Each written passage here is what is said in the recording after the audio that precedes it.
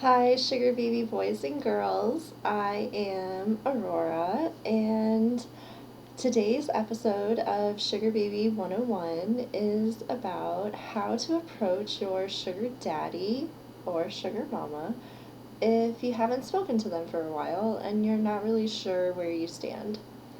So, I thought that I would tell you a little bit. I would tell you a story. Okay, so here's my story. I used to have this sugar daddy. He was fantastic and he always treated me really well, and we had been seeing each other for about 6 months. And I saw him and we had this really great date, and then I didn't hear from him. I sent him an email the next day. I was like, hey, thank you so much. I had a really great time. Have a great week. And I never heard back from him. And I started to get really worried, like anxious. I was like, oh man, like, I really like this guy. And I thought that we had great chemistry. And now I'm not so sure. I don't know what to do. A little bit more than a month, I sent him an email. And the email was something like, hey, I'm not really sure what's going on, but I would really appreciate if you would let me know if I had done something that would cause you to not want to contact me anymore or hang out for that matter. And he wrote me back like super fast. I haven't heard from him for a month, so I'm thinking he's going to, if anything, he's just going to take his time. He was quick, and that made me feel really good, but he said, no, I'm just busy. And I was like, man, of course, he's busy because he has a lot going on. He owns his own company, he has to oversee all of the operations. I mean, he owns the fucking company, so, yeah, I wrote him back and I was like, hey, thank you so much for writing me back. Anytime that you would like to go on a date, please let me know. I would really like to see you again. And it ended up working out. So, my advice to you is don't push. If you are starting to feel anxious, just remember that this is not your boyfriend. Remember that this is not some guy that you are really anticipating to check in on regularly. Like, he is busy, or at least most of the sugar daddies are pretty busy. They have a lot going on, which I talked about in the previous episode. So, my advice, don't push, with the what the fuck's going on, where are you? That's all sorts of drama that we are not interested in hashing out with your sugar daddy. Your sugar daddy is a nice, happy experience for you and he both, always. So if you're starting to feel anxious, maybe write it down in a journal or discuss it with one of your sugar sisters or sugar brothers.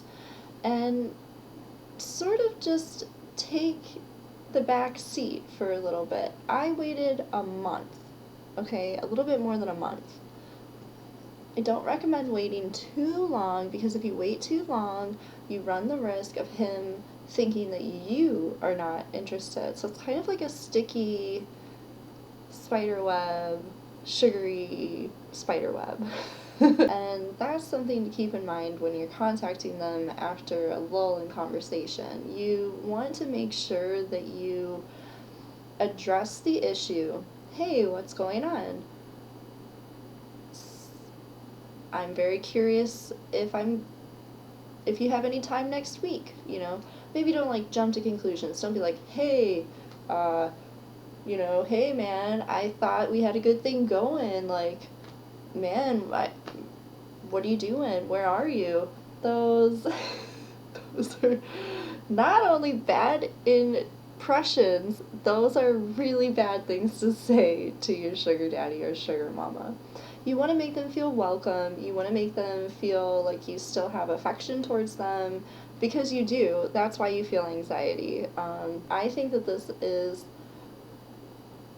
one of the reasons why sugar babies are so interested in the monthly allowance. So take into consideration that this monthly allowance basically alleviates any worries that we have as to whether or not you are thinking about us. But yeah, if you give Sugar Baby her allowance, she's probably not going to stress out about where are you. She is probably going to know, because of your generosity, because of your generous gift, that you may not have time for her, but she's special to you. She's incredibly special to you, and you want her to know, even if it's not by direct contact on a daily or even weekly or monthly basis, that she has a special place in your life. This is of the utmost importance for a sugar baby to remember. You probably, you may luck out and you may find someone who's pretty stationary, but if you're like me, you may be drawn to someone who travels a lot, who isn't necessarily available. A lot going on.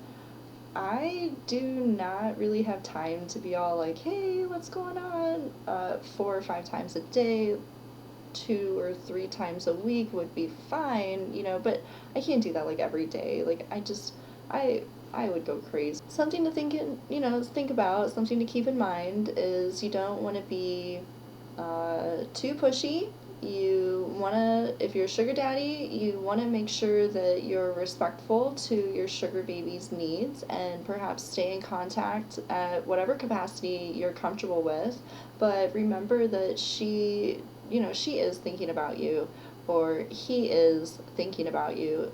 There's so many things that we would like to do with you, but we don't want to be overbearing with our communication. So we need you, the sugar daddy, the sugar mama, to tell us how often you think we're going to, or how much you would like to communicate, so that sugar babies like me don't go, oh my gosh, it's been a month and I haven't heard from him and he didn't tell me that I looked beautiful after I saw him. Well, turns out he's really busy because, well, he does shit. So I really hope that you enjoyed this episode of Sugar Baby 101 with Aurora. Please tune in for the next episode in the next week or so. If you have any comments or any stories that you would like to add, please feel free to send them in my direction. Until next time!